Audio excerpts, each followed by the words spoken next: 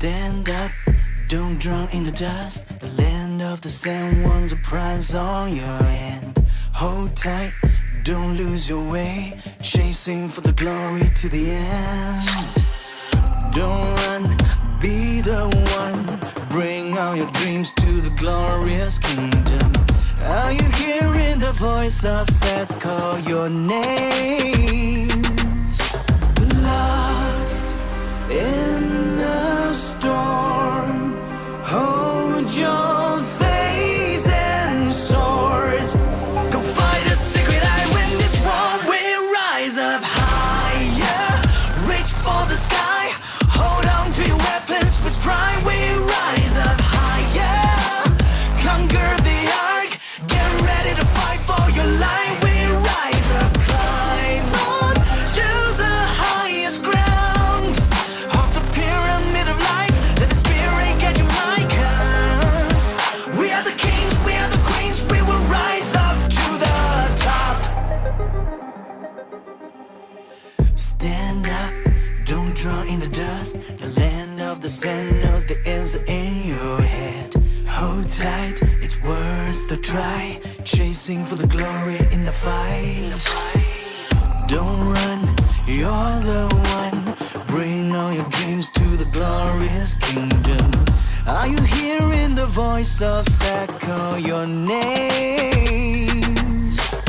Lost in the storm, hold your face and sword. Go fight a secret, I win this war. We rise up higher, reach for the sky, hold on to your weapons with pride. We rise up higher, conquer the ark, get ready to fight for your life. We rise up, climb on, choose the highest ground off the pyramid of life. Let the spirit get you high, 'cause we are the kings, we are the queens. We will rise up to the top. Even when you fall, sticks and stones may break your bones, but you are stronger than the heaviest waves. The earthquake won't shake you, 'cause you are the king, you are the queen, you are the truth of the land. You rise up higher, reach for the sky, hold on to your weapons with pride. You rise up higher, conquer the ark, get ready to fight for your life. You rise up, climb to the highest ground off the pyramid of life. Let the spirit get you high, 'cause you are the king, you are the queen. You will rise up to the top.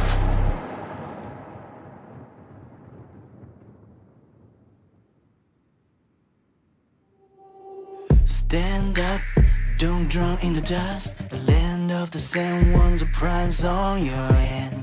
Hold tight, don't lose your way, chasing for the glory to the end. Don't run, be the one, bring all your dreams to the glorious kingdom. Are you hearing the voice of Seth call your name? Lost in the storm, hold your face and sword. Go fight a secret, I win this war. We rise up higher, reach for the sky, hold on to your weapons with pride. We rise up higher, conquer the ark, get ready to fight for your life. We rise up, climb on, choose the highest ground off the pyramid of life. Let the spirit get you high, 'cause we are the kings, we are the queens. We will rise up to the top. Stand up, don't drown in the dust. The land of the sand knows the answer in your head. Hold tight, it's worth the try, chasing for the glory in the fight. Don't run, you're the one, bring all your dreams to the glorious kingdom. Are you hearing the voice of Seth call your name? lost in the storm. Hold your face and sword. Go fight a secret eye, win this war. We rise up higher, reach for the sky. Hold on to your weapons with pride. We rise up higher, conquer the arc. Get ready to fight for your life. We rise up, climb on, choose the highest ground of the pyramid of life. Let the spirit get you like us. We are the kings, we are the queens. We will rise up.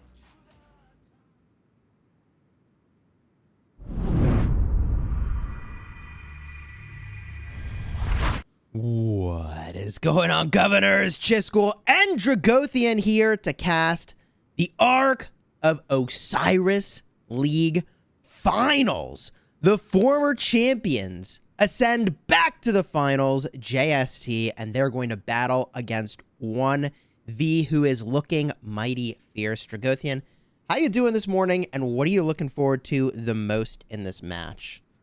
Well, let's see. I woke up this morning and I was immediately greeted in my mind to, oh my goodness, we've got JST versus OneV this morning. Let me get my coffee. Let me run downstairs. Let me know my friend Chisgul is ready to rock and roll, that I am ready to rock and roll. And that's why I'm here. I'm really happy to be in front of you all. And I'm looking forward to seeing a really solid strategy match, Chisgul. Nice. Yeah, I really don't know if it's going to be the arcs that define who wins this matchup, if it's going to be the building game that defines who wins this matchup. But for those of you that are new to watching Ark of Osiris League or playing it yourself, there are really these three dimensions where you're scoring points. You either score the Ark of Osiris, which is kind of like a neutral flag. It spawns in the middle of the map, and anybody can take it back to one of their own bases to score points. You've got the buildings themselves, which score points over time, and the first time you take them, you get a huge surge of points. And last but not least, there are caravans spread throughout the map, and you will regret if you neglect or strategically choose not to gather from those caravans. Generally speaking, the amount of points that you get is really worth it compared to whatever else you might be able to accomplish on the map. And there obviously is a lot of counterplay to all of this. So if people are gathering, people will try to disrupt your gathering. If people are trying to hold buildings, people will try to disrupt your holding those buildings, and so on. So I'm very eager to see how that all unfolds. And of course, there's a series of skills that are used to kind of complement whatever your strategy is. I have a suspicion, Drago, we're going to see the same old suspects, man. Eager for your thoughts here, but probably mystical formation, war drums, hard push. The same suspects to the death, right? I mean, do you think that someone's going to try something like a sneaky tactics in the finals here in the first match? You know, I made a little bit of a joke that sneaky tactics could have been used during the last fight, considering a lot of the fighters were not seen on the field. I don't think we're going to see that this time, Chisgul. I really don't. Yeah. I think we're going to definitely see the usual suspects. We're going to see to the death, Heaven's Grace, possibly. Certainly mystical formation, war drums. I will say that Insatiable Desire has been pretty heavily used by both of these teams in one way, shape, or form. So we look to see some of that. And then maybe Relentless Siege. That's really become a very popular alternative to hard push, especially considering a lot of different speediness marches are really able to compensate for maybe losing some of the speed that you lose from hard push. Instead, go for that 50% extra counterattack damage.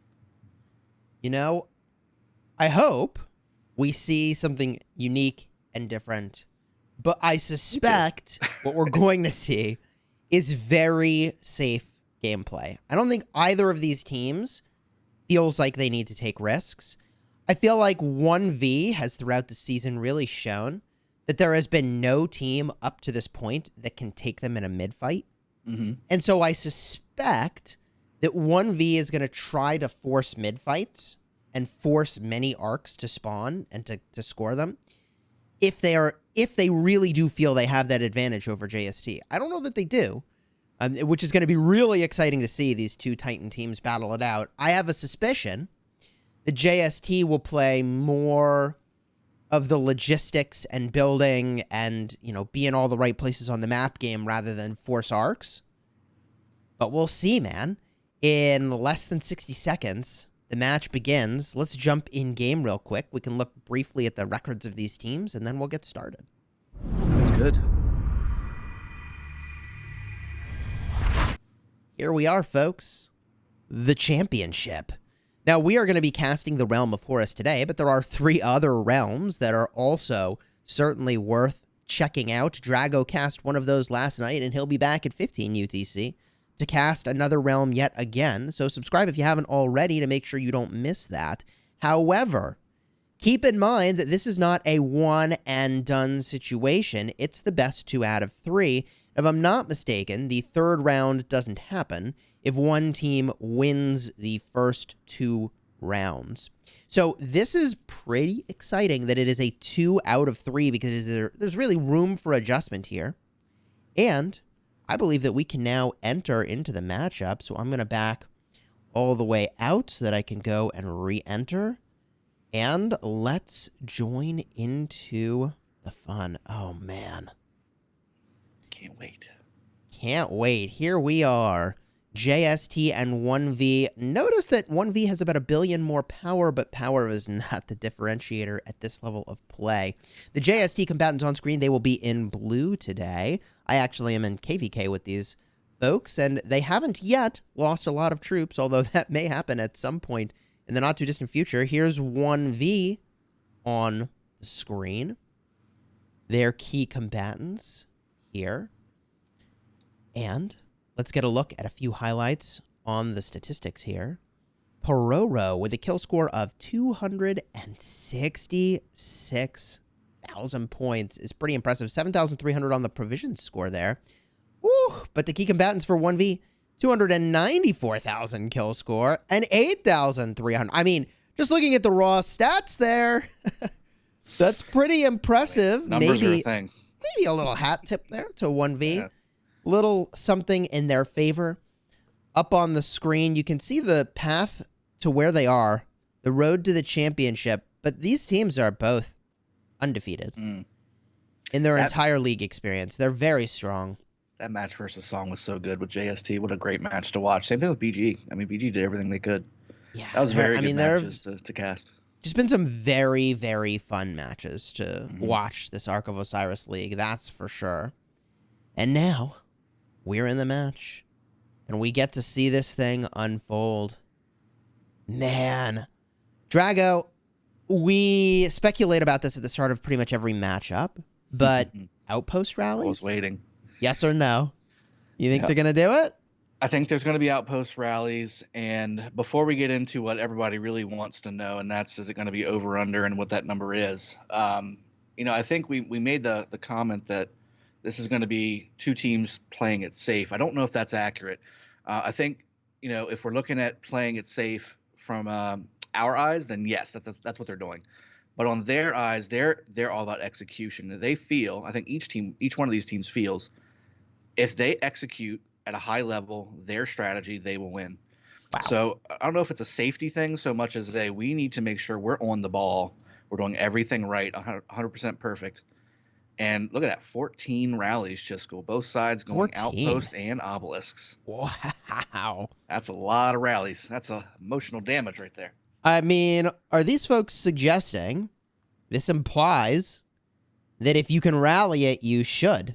I mean, these are the best teams in the game. I mean, that's what they're doing. These are the best teams in the Realm of Horus, and Realm of Horus is highly regarded as the toughest realm in the game to be playing in. So if the strongest teams in the game, I mean, overstatement, right? The grand finals will be where that is determined. Yeah, we'll figure but that out real quick. If some of the strongest teams in the game are suggesting that you should do this, and they are doing it themselves, I find that to be very telling.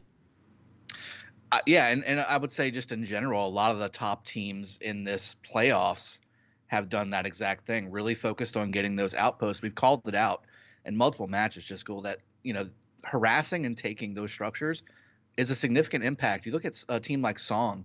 Song made it a really huge focus for their strategy to make sure that they're flipping and keeping their opponent's outposts, and that's generated extra thousands of points in the totality of a match. So I mean that's no small task. And if you're thinking about altars give you more points, even shrines give you more points. Well, 3 outposts give you pretty much what a shrine does if you think about it. So I mean you have to consider those 3 outposts as one unit.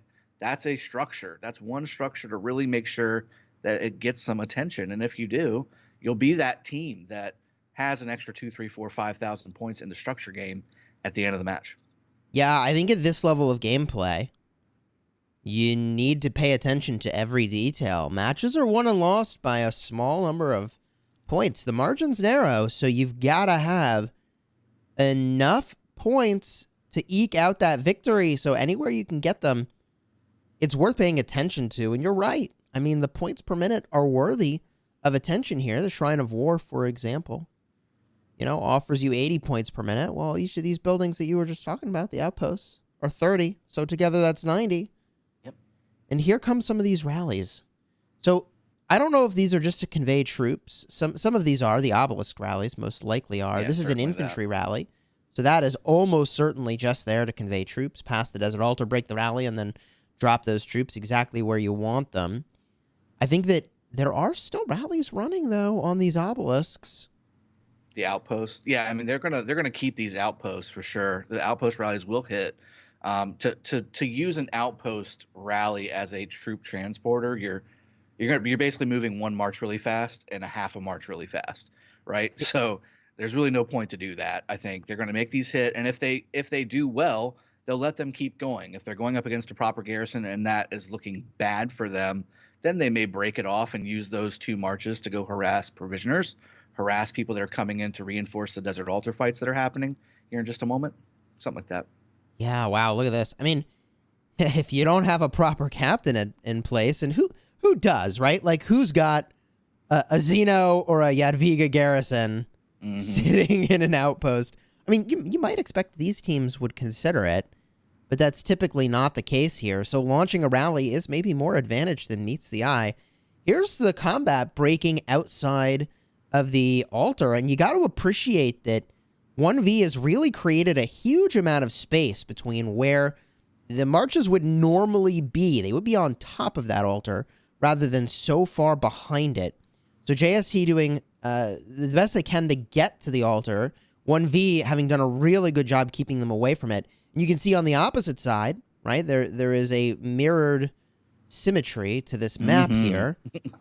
OneV is right on top of this altar with maybe a little bit of cushion from JST, but just in this area here, if you can see my pointer through all of the area of effect damage taking place, I mean, really, OneV is almost on top of that altar. So in a matter of seconds here, in fact, how many seconds? 13 of them? Lucky 10 now. Then this thing is going to get contested, and OneV, if they drop a captain in first, it's theirs to hold. Oh, whoa. Jadwiga was on the field. I saw it, and there we go. Look at that. Everything's turning OneV red. got it. I mean, this is the sort of space that I was talking about, and in order for JST to have sort of descended onto this particular building, they had to walk through the sort of meat grinder of OneV, who got to chew up those marches, and those marches are only doing counterattack damage while they attempt to relocate. So as we jump back and forth between these two structures, unfortunately for OneV, the only captain they were able to muster there was a YSS primary. That captain is now eliminated, and maybe that was intended. You would have sort of expected a Jadwiga primary, but there's enough 1v marches left here that this Guan Yu is going to get swarmed. Yeah, I mean, we've seen Guan Yu just time and time again be the elite garrison of choice for many of these teams. I'm just kidding. Don't do that. The garrison of necessity. Yeah, the garrison of necessity is much more like it. I will say, as we're looking at these desert altars going back and forth, and both teams kind of cleaning up what they can, I mean, this top desert altar seems to be very much under still a very strong amount of duress from 1v. Swarms still happening. More reinforcements coming in from the obelisk area, and then taking the Shrine of Life on the top lane as well. Although JST with solid reinforcements there to take that right on back. I think both teams here are starting to kind of feel each other out. If I'm having to kind of look at it from a bird's eye view here, both teams taking a little bit, giving a little bit, and then taking everything back. Everything is back under normal situations. There could have been a couple outpost first occupation scores in there that may have flipped around or something like that, but for the most part, everything should be about even as we look to go into the middle here in about 5.5 minutes for the first arc spawn between JST and OneV. I'll also say we talked really heavily about the outposts and how important those are throughout the matchup. 1V seemed to have a little bit better garrisoning opportunity for their outpost versus JST, although JST just overwhelmed it with people coming from their base to go ahead and swarm those rallies down. But people, these were taken back and forth and back and forth. We're starting to see 1V pull ahead because they captured their buildings faster. Wow, look at how close this altar has been, by the way. That thing dropped down to like one troop, Drago. One troop. And then boom, someone gets in. Boom, someone else gets in. Boom, someone else gets in. Now it's Captain popped. Ethel's now the garrison. I mean, it's a matter of true precision here. They're trying to have the absolute least number of marches necessary to get the job done. New Jad captain Guan Garrison promoted up. coming in from the left. Wow. Guan Garrison, look for it. Watch it. Oh, no, they switched back to Jadwiga.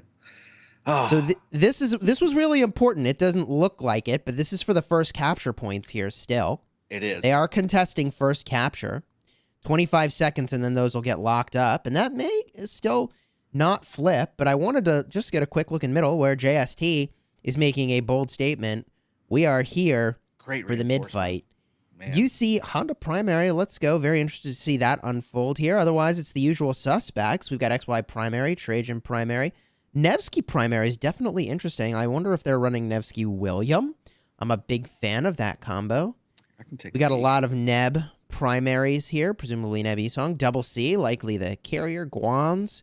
I mean, there's a lot of uniformity here to what these marches are, and I'm just mentioning this because if you're building your Ark of Osiris team and making suggestions to your team for what to bring, I think this is very telling that these folks seem to have honed in on what they think is meta.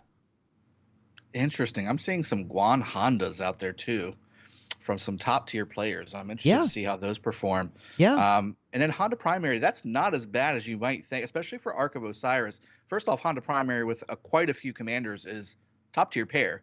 It's top 10 pairing. I wouldn't have thought that being a leadership commander when it first came out. And in fact, I put that on my own channel that I didn't think that, that was going to happen. However, it is. It really is. And especially if you're pairing them with, debuffing damage dealers like Tamiris or, any of these other commanders that can do some silencing like, Guan. Drago. I mean, look at this precision, my guy. Sorry to interrupt, but 4 rallies from JST just to deposit troops. On the dot, huh? That I mentioned at the start that I thought JST was going to run a precision operation, and I am not disappointed. I mean, I wouldn't. Good. They canceled that rally just in time. that would have been maybe a little too aggressive. And now, JST working their way up here, zigging and zagging up. Well, look at this. We got 2 obelisk rallies, by the way, on JST's pushing. obelisk. I mean, the double C leading the way. That's early. But it may be. This is very. Well, I don't know that I would say this is an early engage. I actually am deeply concerned for this JST engage. I don't know what they're doing. Wow, look at this precision. Look at this precision. They strike and then they back it up. I mean, I thought they were going to overcommit. I thought 1V was going to punish because half the ball wasn't even there yet, but they did not. I don't know what 1V is doing, but rest assured, they know what they're doing. Now they're pushing. Yeah. Here comes the buffs. War drums for both sides. Mystical formation now on both sides as well. That's the fireworks right there. JST having created a beautiful amount of space between themselves, this big tussle, and the capture point itself, the starting point, the spawn point for the Ark of Osiris. And now we wait to see who really is the better mid-brawler. I have a suspicion, though, Drago. I have a suspicion that it's not a coincidence this fight is being taken where it is by 1V. I bet you they wanted this so that they could get more marches here faster. And if you look at those sad faces, this is as one-sided as it gets. Not one single, not literally one single 1v March has gone home. Now one. Literally one. This is exactly what I predicted. That 1v is just God tier in a mid-fight. And I don't know what you do about it other than try to win some other aspect of the game. Well, yeah, I mean, that's definitely clear. I mean, it's still, there's quite a few JST still in the middle, even though seeing what looked like an entire army's worth of troops running back with sad faces. There's still quite a few, I'd say about 10 or 15, maybe even 20 marches still in that mix there, which is interesting. And more to come. You know, maybe the JST is just looking to delay right now. Something else to note here, Shrine of War was taken on the bottom lane on the JST side by 1V right before that engagement started. Wow. By about 5 marches. And then those 5 marches came to the middle and started harassing the reinforcements coming in for JST as well. And in fact, now those four marches now coming back over to the Shrine of War to maybe try and hold it even further or maybe re-grab it back. So good maneuvering, good positioning for 1V. Capturing that Shrine of War gave them an edge from a stat standpoint. 5 attack and 5 defense is no laughing matter in the middle fight when you're popping buffs like crazy. Now, I will say, when you're saying popping buffs like crazy, I think JST only popped Mystical Formation. Am I correct in assuming that? I thought I saw in the announcements that they had done Mystical and War Drums. I mean, I don't see War Drums around their marches, but that could be a graphic glitch. I'm not 100%. Yeah, I mean, you can even see not all of these marches got hit with all the skills, or correct. It's not showing them. So some of these you can see with the red and blue glow. You know what? Some I of these do have see that blue. now. Some of these just have the So red glow. So these are the reinforcements coming in that didn't get everything. Could be. Here's the question I'm left with. Was there some other skill that we missed? I recall at the start of the match, JST used hard push, didn't they? But we didn't keep an eye on that. I don't think I saw. There's Relentless Siege from JST. I don't know if I saw hard push from 1V. I'm not sure, but the Relentless Siege I think is a very interesting choice here. It signals that JST realizes they've got to go in on the building game. Because I think there is a very... I mean, it's not the choice I would make, but I also am not in the finals here. But, I mean, look, if you score this arc now, I just feel like you run as many of these arcs as you can, you know? Like, that mid-fight was decisive. That was not up for debate who was winning that mid-fight. So why leave it to chance, man? Just score as many of these arcs as you can, I feel like. Yeah, I agree. And I will say this Shrine of War on the bottom lane is really becoming a hot point for contention. This Chandra garrison has been really holding up against some solid swarm from JST, going back in JST's favor, but there's enough 1v there to retake it back almost immediately. Now, there is a Xeno garrison in there now, JST being very smart with that, but there may still be enough here from 1v, although most of those marches are half health or less. This may be staying JST, but it's already half health. That garrison is looking a little suspect at the moment. JST needs to get on the ball and get that shored up. But on the meantime, I mean, everything's blinking, Chisco. I mean, the building game is on. The building game was on almost immediately after that fight finished. JST recognizing that middle fight is going to go the opposite way. They put that Relentless Siege skill on, and they are pushing hard on structures. Now, 1v doing the same, though, taking the Shrine of Life on the top lane away from JST, consistently taking a structure or two in a game that's going to be probably decided, and we didn't do this earlier in the match, but probably decided by, maybe 4,000 or 5,000 points or less, could be a difference. And right now, 440 points per minute versus 370 points per minute in favor of 1V right now. 1V has the lead, and just as I say that, JST now takes a 10-point per minute advantage at 450 points per minute. Very interesting to see Nevsky William and Nevsky Honda. There's some combos I didn't necessarily expect here. The arc was under some pressure, which is why I put that on the screen, but it now seems to have stabilized a bit. You had Vega, the garrison of choice here, and that is a Bertrand rally, is it not? Yes, Bertrand rally on that Sky Altar earlier as well. So they're using Bertrand as much as they can. Bertrand. Gosh bless Drago. Yeah, I mean, The that's how I do it. pronunciation. Bertrand. I had someone come up to me and be Bertrand. like, Please stop butchering this name.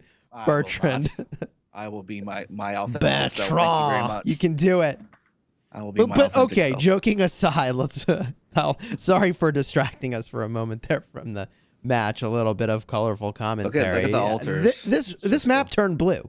Yeah, very quickly. It was red almost 15 seconds ago. Now switching to blue. JST trying to get this final desert altar that's supposed to be theirs already, while simultaneously holding the 2 forward altars from 1V. Top lane Sky Altar actually is already ticking points in favor of the blue team.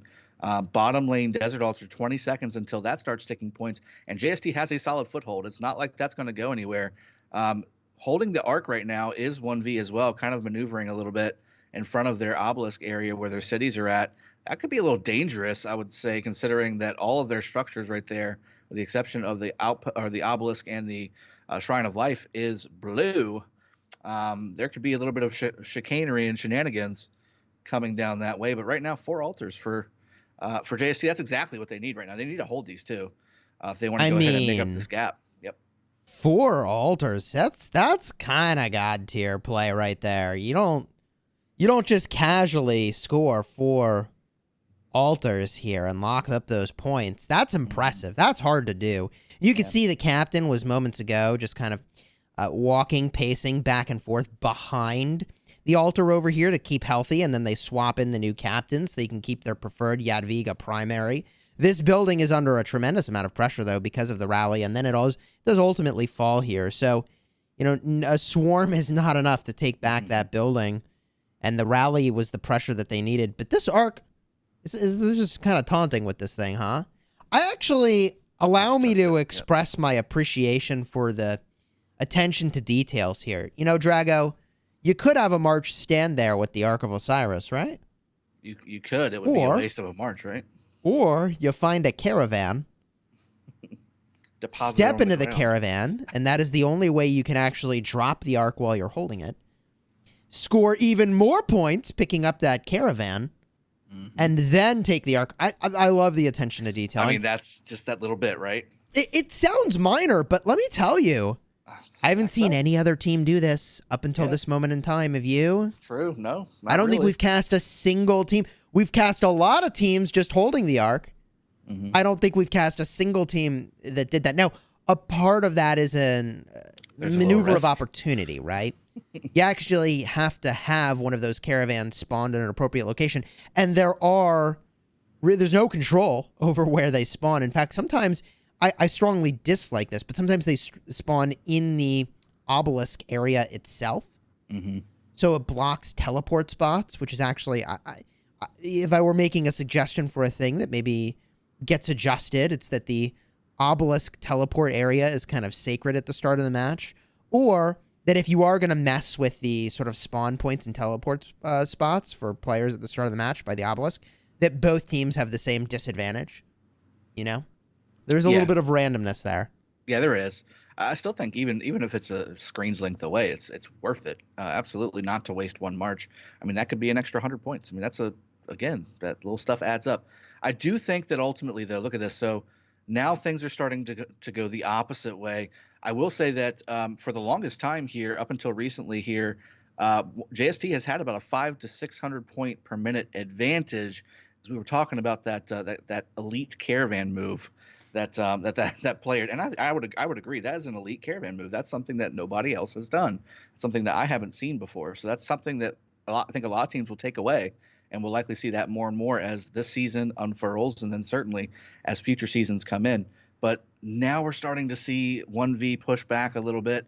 We got 1V taking the Sky Altar on the bottom lane and top lane. They're supposed to have the top lane. Losing the bottom lane one is JST, and then also getting back their Desert Altar on the bottom lane too. So now we're seeing the old flipperoo here, but it is a 300-point game in favor of JST right now. 3,000 points in 1V's pocket with that arc that's sitting in their obelisk area, though. So this is going to be switching around pretty quickly. Do they? Okay, so they just picked it back up. They're likely to, I'm assume, go ahead and capture it now, or not. They could just sit there as well. We'll see. I wonder what they're going to do. I mean, I think you're right. Whenever we were asking about this, they're just so dominant in the middle. Is it a matter of resetting? I mean, they've got half the map, over half the map. I think a part of what's going on here is a calculation about the number of ability points they have and how many points they think the opposing team has. I think that's a part of what we're ultimately observing here, is that balance of not just let's run as many as we can, but also let's strike when the timing is right for us. And not just from like a building ownership and March refreshing standpoint, but from an ability point standpoint as well. Yeah, and I will say, I mean, JST, even though they have lost buildings, I will say they tend, especially this match, I should say, they have been taking them back as that arc is captured. They've been taking them back a little quicker, I think, than OneV has been taking their lost structures back. So that could pay dividends for JST as this match continues to go on. 35 minutes left is quite some time to rack up a structure game point total differential. So right now, points per minute wise, we're looking at OneV with a slight edge, 30 points per minute advantage over JST, but that will likely shift a bit as OneV starts to recapture their buildings to tick some points a little bit sooner than JST, and then capturing that arc as well. We're about a 2,700 point game here, so a little bit less than what the arc was worth when they deposited it. 7 minutes until the next arc spawns, 3,500 points coming on this next arc.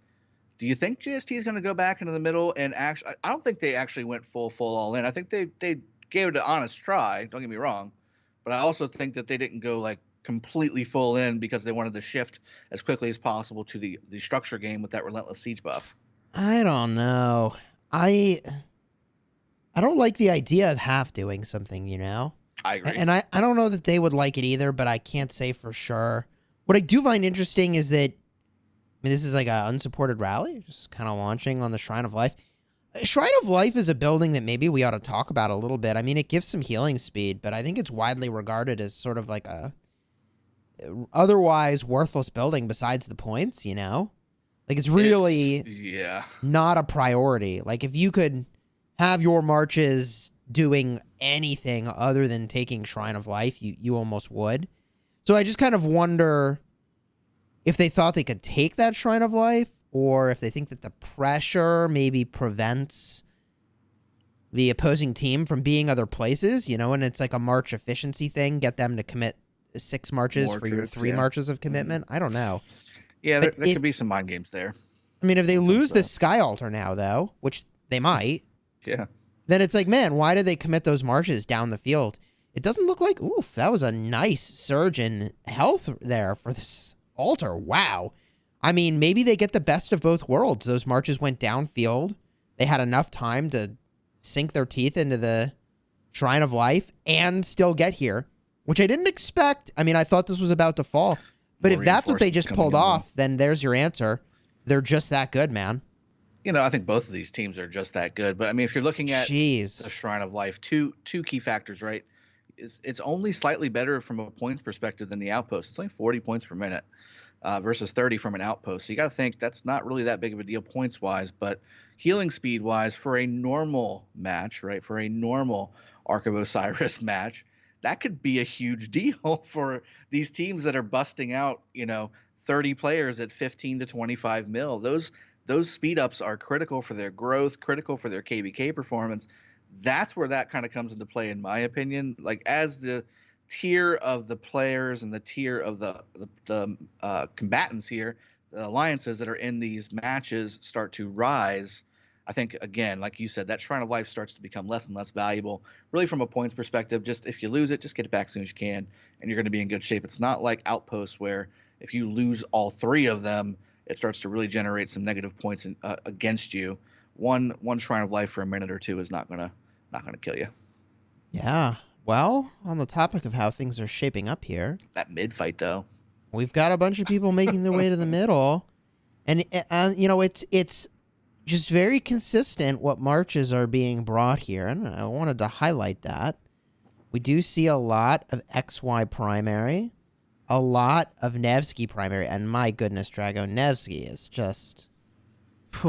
He's kind of a big deal. He's kind of a big deal. I mean, I've got an infantry specialized account, and I am now planning to abandon the infantry specialization because Nevsky is just so undeniable so undeniable. You gotta that bring on what's my good. infantry specialized account, I'm gonna add in.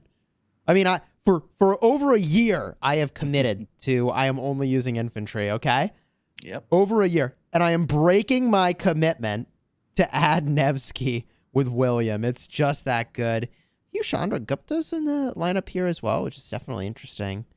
Man, Yeah, 1V's putting I mean, Chandra I'm to just work. trying to study like these 1v marches. Like what do they feed them? What do they feed these these marches that they have the strength of too? You know? Yeah. There's some Wheaties laced with something that I can't say on the stream. Probably. I don't know what they're feeding these commanders, but my goodness, I'd like some of that for my own commanders, please. Oh yeah, I think we all would love a little slice of what 1V brings to the table from an open field perspective. I think 60 GT is another team that kind of has that same methodology. They come to the mid fight and just everything starts to melt around them with their equal marches. Those marches are just that much better. JST is usually that way as well, but I think there is a little bit of a tier difference right now between 1V and JST in the mid fight. 1V just really has something a little bit extra special. Well, and a part of that is this predatory formation that they make here. You'd think that spreading out would be bad, and yet they're trying to pull people around. Here they are, spreading out. Those marches off to the side realize they're caught out, and JST is pretty much caught in the trap yet again. They back off. They realize we're going to fall for the same trap. Nope, not me. Look at this 1v formation. Very different than what we're used to. We're used to seeing a really tight ball formation like this. 1v has really broken that, and I played against them myself in Arc League. They beat us, and this formation is noteworthy here. It's consistent. Here JST is very tight. JST is very tight. It doesn't look like they have very many marches if you're not zoomed out, but they're very tight. Let's see what skills are used. There it is. War drums. Mystical. Is a team going to use to the death? Yeah. I think. Not Do yet. I see it? There's Heaven's Grace. Heaven's JST. Grace. And 1v from 1V. Heaven's Grace. Wow. I wonder if that was like... let me say this differently. If you're... Look at this. The 1v victory already. Look at all these sad faces. Yeah. It's already lining up. This is insane. Now there are... Okay. Take it back. 1V's got some sad faces It's going better back than now. last time, but look at This the is a lot more reinforcements. even. JST has 5, 6, 7 marches coming into that fight already. But This is a again, I lot more still even. see so many full marches from 1V just kind of sitting there. I feel like if you're 1v and you think you could win every mid fight, you just mirror whatever points your opponent uses. Yeah. You see what I mean? Yeah. That way there's no imbalanced opportunities to lose an arc from a fumble. But again, I may So be many marches. calling kind of what's going to happen too soon here. I may be biased by the fact that having played against 1v myself, I know how terrifying this mid fight is. Mm-hmm. I also just find it so fascinating that they just don't worry about getting on top of the arc. Like their goal seems to be to clean up all your marches around a certain time frame and then walk leisurely over to where the arc is because they think they've won already. Oh, what a great grab by 1V. They did it Unbelievable. exactly the right side. The right player got it. Got a really Unbelievable. good run with it to go towards their side. And once again, I have to point it out, Shrine of War taken from JST on the bottom lane again right before that battle started. So they just have extra buffs in the middle. You keep wondering why they keep winning. I mean, they have 10% extra buffs every single time. It doesn't matter what else you got going on there. And just more and more JST floating back with sad faces. Oh, my goodness. I'll add to that it's a 10% buff, 5% attack, 5% defense, but a 20% swing. Yeah. Because it's points the enemy had, and now they lose, and then you have them for stats. Yeah, so absolutely. Good point there out. does seem to be a true precision to this operation. And I wonder, do it every JST has to be thinking, like, wait a minute. Like, can we commit a couple more marches to this thing, please? I mean, they have to. I think they're losing far more marches in the middle by not having that than putting 3 more marches on that structure to keep it. Yeah, Would you agree? 1v really putting forth some textbook gameplay here. Yeah, this that people will be mid-fight is really studying winning for this quite match some for time. 1V. Yep. Mhm. This is really impressive. Yeah, this really kind of reminds me of how dominating OV used to be in the middle against everybody else. Now OneV kind of taking that mantle and being the premier mid fight team. Um, and again, I think it's pretty obvious to see not only are probably the majority, if not all of these guys VIP 18 or VIP 17 for the extra, troop capacity and things like that, and extra all damage buff. But you're talking about having top tier equipments, and then taking that Shrine of War is just a slap in the face right before that middle fight. It's such a crucial piece that I think a lot of people are missing. Like you said, a 20% swing in stats is no joke. That's 1 or 2 pieces of equipment per march. That's a big deal. Yeah, while we wait for this arc to get scored, I think there is something that's kind of firing up in the chat. I think we should touch on it, but then close the topic. So people are sort of commenting on the match that you cast earlier at 3 I had UTC. a blast casting that. Yeah, it was a weird fun. situation. So, I forget which realm it is. Which realm is this, Drago? Do you know? It was Realm of Anubis for the 60 GT and 60 MX match. This is obviously Realm of Horus that we're watching right now. Right. So in this other realm, you've got 2 teams that made it to the finals. Realm of 960. From the same alliance. Yeah. And their kingdom is in KVK. And would you believe it that their Kingsland fight opened up when the Ark of Osiris finals were for those 2 teams? Now, being from the same alliance, obviously, like, match fixing is against the league rules, right?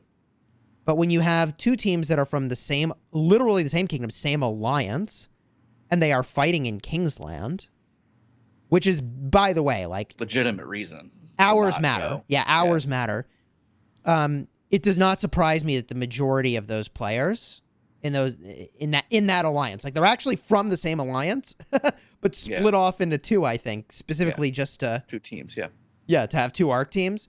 It does not surprise me that they would make a call to prioritize their KVK over bringing full force into the ARC League match. So I think that's something that almost certainly Lilith will take a look at and decide how they want to handle those sorts of situations in the future when a team has such a major conflict vying for their attention, we've been casting Kingsland, this for a long time, Chisco, right? We've been casting Osiris League, and we've been casting, our arcs and our KVKs whenever we're on our own channels doing our own thing, right? We all, we play this game just as much as we commentate the Osiris League system for you guys.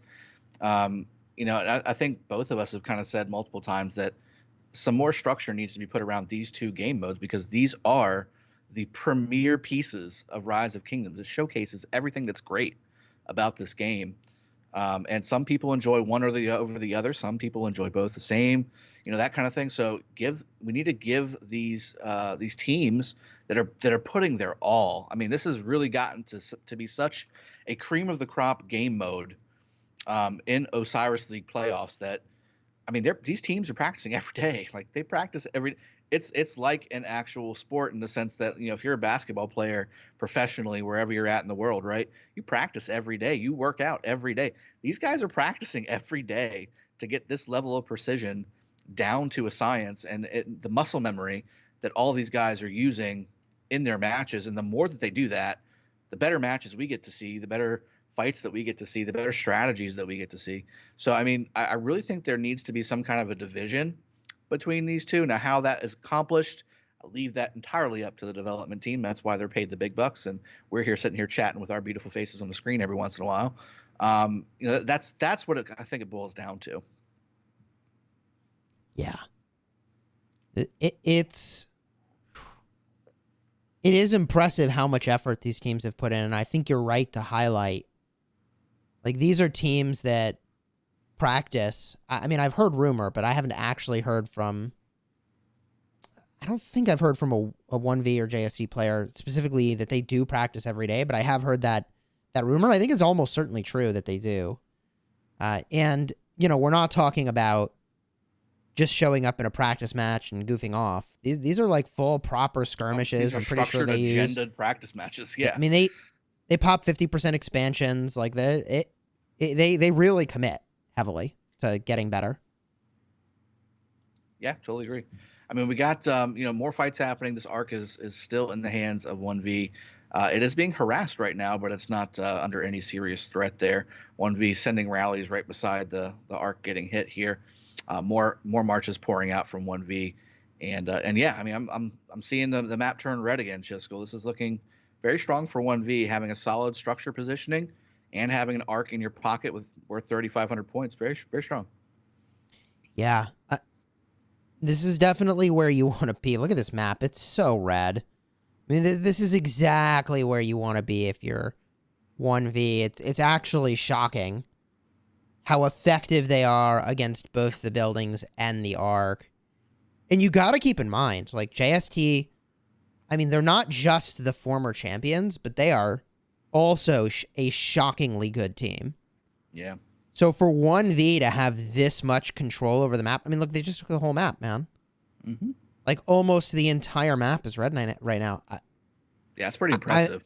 It would be really interesting to be a fly on the wall in the voice chat for JST and kind of hear what they're saying and how they're feeling and what they're planning. Because this just can't be what you expected. Yeah, and 1V getting some really solid value out of a YSS primary garrisons on the front line against, we have an XY Nevsky coming in and that's getting swarmed down, and YSS garrison looking strong. I mean, they're doing very very strong there. That means they can also pour whatever troops in there that they please and get really solid value. And yeah, like you said, it's red. I mean, everything's red right now, and JST is on the back foot for sure here, not having any arcs to their name. 1V possessing an arc and waiting to capture it for 3,500 points. They're already up again by 3,500 points because the points per minute delta right now is 920 versus 150 in 1V's favor. That's huge. While also owning an arc, that is a massive bump. I mean, they're looking to make this arc is going to likely end up being a 6,000 point arc because of all the extra points they're generating from the structure game too. Did you see who just activated Relentless Siege, by the way? I saw that flash on the screen, but I didn't see who it was. Not. All right, chat, help us out. I want to say if it was me, it would likely be JST because they need to take this stuff back. The 50% counterattack damage is critical at this stage of the game where every point matters on these structures. 18 minutes until this match is over. JST rally coming in on the Desert Altar bottom lane, trying to get something going here. Bertrand rally incoming. Jeez, man. It's hard to figure out what to say here. I mean, 1V has control of the arc. They have control of the buildings. All 4 altars and the arc in the hands of 1V right now. Like, that's a very strong position. That's oppressive. That's really oppressive. Yeah. I mean, you got to go step by step here, and you got to start getting altars back, but I don't know. I mean, maybe you need to go for a Hail Mary, rally a bunch of cities down here, hope they don't notice, take the arc, take the obelisk, try to score it. I give that like a 1% chance of success, but 1% is better than 0% right now. And if JST carries forward with the same sort of approach they've taken thus far, I don't think it's going to change the outcome. So they got to try something radical pretty soon here. Yeah, I mean, it's a 5,000 point game right now with 3,500 in the pocket of 1V. This is starting to get out of control. Now, I will say that JST is fighting back. They have 2 of their altars back. Well, 1 of their altars and 1 of the enemy altars back. So it's even Steven on that regard, but not generating points yet. Those were just done. So usually it takes 2 minutes there to capture if you were doing a Relentless Siege, and I think they did that. So only 20 seconds until this bottom Sky Altar starts ticking points. But unfortunately, it is also being really, really swarmed by 1V here on the bottom side. Top side, Sky Altar looking very similar. Lots of 1V pouring out from their obelisk area, trying desperately to get this back. But 1 minute, and they did end up getting that back. But JST did get their Desert Altar back, conversely, with 1 minute on the capture. So Guan Garrison, now Nevsky Garrison. 1V not having any marches to swarm that back really there. So that will go back to JST. I think the map will start to even out. The problem is the damage done already, Chisco? So what do you do from here? I mean, there's only 15 minutes left in the match, and the arc is being held. by 1V. I think there's only one arc left, and this is the to the death arc. And I don't know what JST is going to do differently that makes them win this mid fight when they've lost the other ones. That's the problem. Yeah, I mean, look, time is not gonna be on JST's side. They need to. It's hard to say because you got 5,000 point delta right now, right? 4,500 points now, so it's not as bad as it was. But then again, there's another 3,500 that 1V is just kind of holding on to, and they can hold on to it for another 7 minutes and effectively make this the last arc. So how else are JST supposed to get back into it but by taking all of their structures and holding them for an extended period of time and destroying them on the provisions game, which is possible, but I just don't know if that's going to be enough with only 15 minutes left in the match. Yeah. You know, one observation I find sort of interesting here, for those of you that follow along with the commander recommendations that Drago and I make on our own channels, links in the description, by the way, if you want to check those out, is that they are using Guan and Alex rather than Guan and Leo. And I think a part of what they're probably doing here is trying to take advantage of just the extra march speed that Alex has. Like, I prefer Guan Leo any day of the week for a KVK open field fight. But it's definitely very interesting to see just a Guan Alex just everywhere. And I think a part of that's like the debuffs and the march speed, right? Mm-hmm. Yeah, for sure. I mean, it's just the debuffs are critical. And that's why I think that they've been doing so well, right? Insatiable Desire being used. Yeah, no, I mean, the marches they have are really designed with a lot of precision. I was sort of noticing earlier, there was a Cyrus with Tamaris. And I thought, what an unusual march. But that's so strong. If you don't have some other ideal way to get both of those commanders deployed, you just smash them together, right? Like, ideally, you'd use maybe Honda and Tommy. But if you're trying to make a march that's just full debuffs, right? There's full debuffs. Then, and you really want the Cyrus debuff. Look, Cyrus, he makes the target take additional damage over time. He makes the target deal less skill damage. I mean, these are crippling debuffs, right?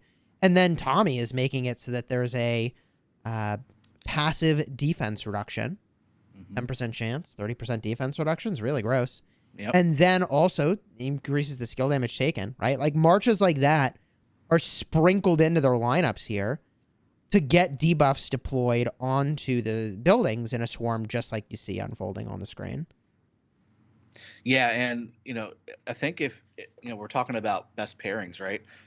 Whether it's Osiris League or KVK, you know, if you don't have a Cyrus Ramses, which is probably one of the more premier pairs for Cyrus to be in as a lead, Cyrus Tommy is like 1A, 1B with Cyrus Ramses. I mean, that is just incredible value and utility and damage from an archer pairing, and quite tanky if you actually believe it or not. With all the damage you're doing, you kind of gain tankiness from your offensive skills. Yeah. Being so strong. So I mean, that's really good. And again, the value you bring to a group fight is just incredible with all those debuffs and buffs that you're talking about. I have it on the screen now. Like, 1V had 2 marches I'll call your attention to. One was a Minamoto primary. I didn't see who the secondary was, but they really are trying to get those debuffs on there, you know? Minamoto has a 10% chance to make the target take 30% more damage. Oh, no, Chisco. Obelisk on the bottom lane and JST side is now red. It has just been captured. The timer just went down. I don't know if I see anybody. I just don't know that it matters. Yeah, well, I mean, it's to 11 minutes, and they've cut the total off by about 2,000 points, does JST. So, I mean, they're fighting back. They've got 3 altars. They're looking for another Shrine of War there as well. You know, they're trying. They're doing exactly what they need to be doing to maybe pull a victory out from the claws of defeat. But right now, you know, 1V has that obelisk. It's never good to have. Okay, and then they lost that Sky Altar there. 1V's heavily reinforcing that area on that bottom lane Sky Altar. Very, very strong. Look at this. Performance. There's the Cyrus with Ramses, and then a Cyrus with Tommy, and then I saw a Gilgamesh with Tommy.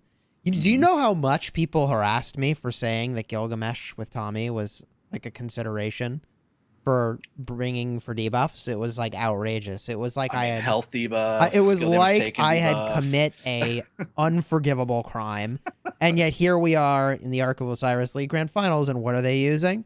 Yeah. They're bringing the March specifically for the reason I thought it was good, like the debuffs. And I'm just trying to call attention to just the little things, right? Because it's not any one of these little things that's the difference maker. It's dozens of them, and I'm trying with Drago here to kind of spot what these things are so that we all can kind of level up our gameplay, right? Yeah, absolutely. And, on the back end of this, right, so both teams using Insatiable Desire now, and OneV using Hard Push as well in the final 10 minutes of this match. So they're going to have fast capture on all structures for the remainder of the match. 2 minutes until this arc despawns, but I obviously don't think that OneV will let that happen. It's a 3,500 point game in favor of OneV currently, with another 3,500 points in their pocket, and certainly provisioning, considering Drago, I had it Insatiable wrong. Desire. This is a 2-arc game. Yep. I thought it was very going to much be a to the death arc, but they're not. Can you believe we're going to not have a to the death arc here? I can't. That's what I'm saying. So that's what you literally read my mind. So how is OneV, one of the most prolific middle team fights alliance in the game, going to make this a 2-arc match? Like, I think that's the difference between them and OneV. I think the answer sorry. is in part just the fact that if you think your mid team is much better than the opposing team, or even just that you think you can consistently win, like if you think 95% of the time you're going to win, then you just mirror what they do, and you will always be advantaged. Mm-hmm. Right? All you have to do is use the same skills they do, and you can't lose if you think you have a 95% win rate in mid-fights. The only thing that could mess you up is if they used death and you used something else first, right? And so you can't now because you don't have enough points. It's really interesting strategy. I really like it, actually. Yeah. I really like the wait and see. Not wait too long and see, but like wait a little bit, see what they do. And I'm not even sure they did a wait and see. I mean, it all depends. Those notifications flashed up on the screen so fast, Yeah. I don't even know if that's actually how it unfolded, or if they were so confident in their strategy that they just fired off the Heaven's Grace very early. I think that that's something that's very misunderstood about Heaven's Grace, is that it is a healing factor, and healing factors scale up or down based on the number of troops left in your march. So people think, oh, everybody's low, use Heaven's Grace. It's like, well, at that point, it's too late. Your heal is worthless. Mm-hmm. You pop that Heaven's Grace at the start when everybody's nearly full, and it'll keep them full. And it's a much, much, much bigger heal. Yeah, exactly right. You want to use that maybe 5 seconds into the fight, if not earlier, to get the full value out of that skill. And that's a 4-point skill, so it's no joke. But if we had said earlier in this match, Jessica, that to the death wouldn't be used in this matchup, what you said I was crazy. No. There's no amount of money I would have bet. Like, I never would have taken that should bet. have been a bet. Yeah, that No, should I have been would a bet on the never. betting system. Let me put it this way: if you would offer me that bet in the opposite direction, right? Like, if you'd given me some Whatever the insane odds Yeah. that it wasn't going to be used, right? Like, Yeah.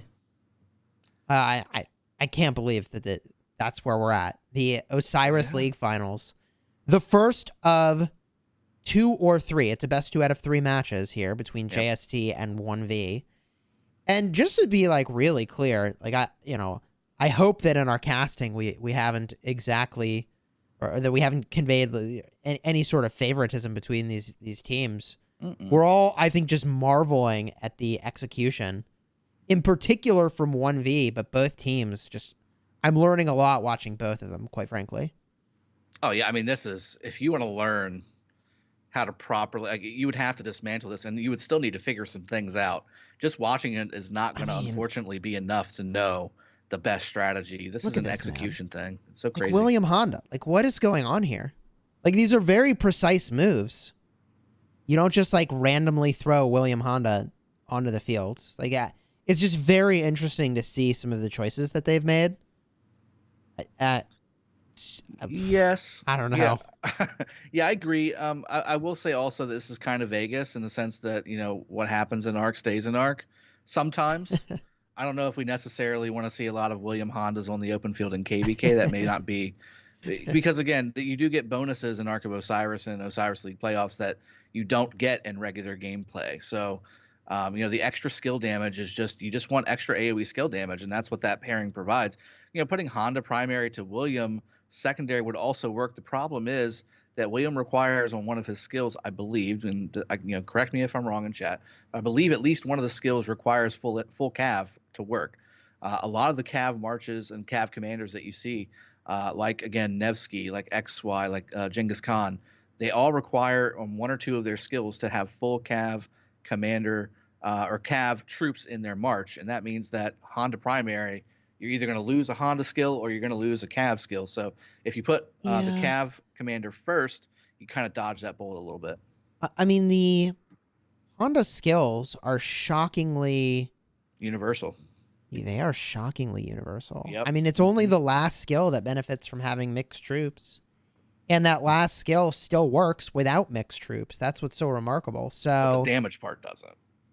Yeah, it's a skill damage boost that stacks up faster if you have mixed troops. Yeah. There's value to that, but I think that there's really clear signaling with the low number of Honda primaries that we're seeing here that at least these teams don't think that that's the way to run it, or they just don't have the equipment. And I'm inclined to believe that could be a big point. Very good. It could people may not have the leadership gear, right? Yeah. Like that is actually a consideration, but I think for these teams it might even just be more likely that they just don't think it's the way. Weirdly enough. And maybe that's part of the reason that Honda is required to be the primary to get the real skill damage potential that he's got. Because the developers knew that he's good enough as a secondary. Like, we got to give him a reason to be made primary. I mean, look, we're watching on the topic of Honda. There's an XY Honda cruising down the field. Unreal. Yeah, we're seeing that scythe getting thrown out there quite a bit. I mean, again, you're right. I mean, it's secondary quite often. I mean, it's just like Guan, right? Putting Guan secondary. It's the same idea, right? You're cutting your damage in half by using as a secondary commander. But you can maybe hide that commander a little bit better for the benefit of that. I still think Honda primary would have been better if they're just going to do cav. Just do cav and call it a day. Lose the extra speed on the damage buff increase and then go forward. But I mean, this team might have something in mind that's just not coming to me, and that's very possible. In fact, that may actually be even more possible than the alternative. So, Insatiable Desire again being used by JST. I mean, they're really trying to pump out everything they can. Unfortunately, right now it's a 10,000 point, almost 11,000 point match in favor of OneV for JST, and they also own the majority of the buildings. This is pretty much GG, I would say, considering that there's no more arcs coming up, and unless their entire team was provisioning for the entire match, I think JST is just going to come up a little bit short. Yeah, I mean, I think I probably need to go Expertise Honda Tadakatsu. That's one of my takeaways here. It's like, okay, twist my arm. Yeah. That's impressive. Yeah. Honda Tadakatsu's doing work, but, Drago with 2 minutes remaining here. And I know a lot of people have ARC matches at 14 UTC. So let's share some sort of concluding thoughts here as this match is wrapping up. And we will watch the point total. Make no mistake, we will watch this till the last second to see if there is a surge in points from provisioning. And I hope that there is some real excitement there. So we're going to watch for that. But as we cruise around the map here and just get a look around, what do you think, Drago, was the kind of hallmark of this game? I think if you asked me again, how many arcs were there going to be in this match, 2 was never going to be the number. If 1v won both of those arcs as well, it just didn't make any sense. So I think that strategy really kind of played to 1v's favor, being able to control the progress and the speed of the game. I don't think JST maybe expected 1v to hold on to an arc for that long, let alone 2 of their arcs for that long, while also winning both of those fights so handily. So that was maybe a little bit of a mind game by 1v that ended up playing out very well in their favor. And then I think ultimately, again, both teams doing just enough to have a solid structure game. Nobody really standing out to the point where they were dominant. I expect these totals in the summary to be relatively close from a structure standpoint. Maybe a provisioning total might be higher one way or another, but again, relatively close. The Ark of Osiris score of 6,500 will be the main difference. And then I think maybe, 1V has maybe 1,000 to 2,000 for each of those other two modes to have the victory. Yeah. I think my takeaways are just around the mid-game dominance. This game was dominated in mid. Not in the way that I expected with 2 arcs, but by the team I expected was going to be just really strong in mid. They did that. They delivered on that. And they did it in a way that I thought was really interesting. They took the Shrine of War before each of those 2 mid fights. They made that the priority. And they were able to just close out those arcs and honestly do really well on the buildings. Let's get a look at the final score here. Looks like it's about 32,000 to, was it 42, 43,000? So a 10,000 point game is still relatively close. 1V MVP here, 202,000 points. And yes, it was 43,000 points there. They won on Occupation, and they won on Arcs. They lost on Provisions by about 700 points, but they won so handily in those other areas that had really defined the game. And look at those total kills. Yeah, that's the number. That's a big number. A 14,000 point, 14, almost 15,000 point or a kill differential. That's big, man. It's huge. You usually see those with maybe the quarterfinals even, or even the matches before the playoffs start. That kind of a differential, but 1V absolutely dominant in the middle, and that's really where those numbers came from, along with the Swarm. They did really well in Swarm on those structures. I think that they earned the win. JST needs to come back to the drawing board and whip something up for the next match coming up next weekend to see if they can go ahead and knock this series up at 1. Otherwise, 1V could walk off into the sunset, winning the second match as well if they perform exactly the same way they did, and JST does not make any adjustments. Yeah, I'll say as we close out the match here, I'm big fans of both teams here, 1V and JST. Huge supporters and fans of them both. So really a privilege to watch them both play. Very impressive gameplay by both teams here. Absolutely. I am just taking notes the entire match. I hope that you're enjoying this, and I hope you have enjoyed this Ark of Osiris League match. If you did, throw a like on the stream and consider subscribing.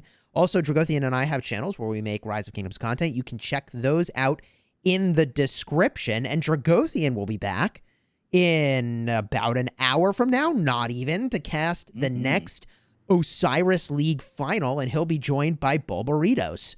So be there, subscribe, and until next time, you have fun smashing your enemies. And we will see you in less than an hour for the next Osiris League final.